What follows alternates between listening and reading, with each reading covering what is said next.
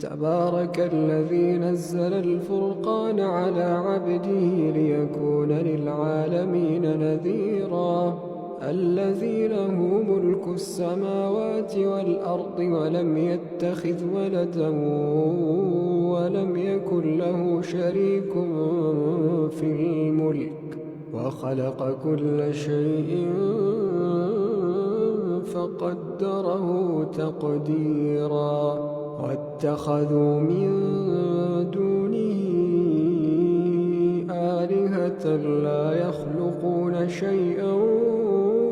وهم يخلقون ولا يملكون لأنفسهم ضرا ولا نفعا ولا يملكون موتا ولا حياة ولا نشورا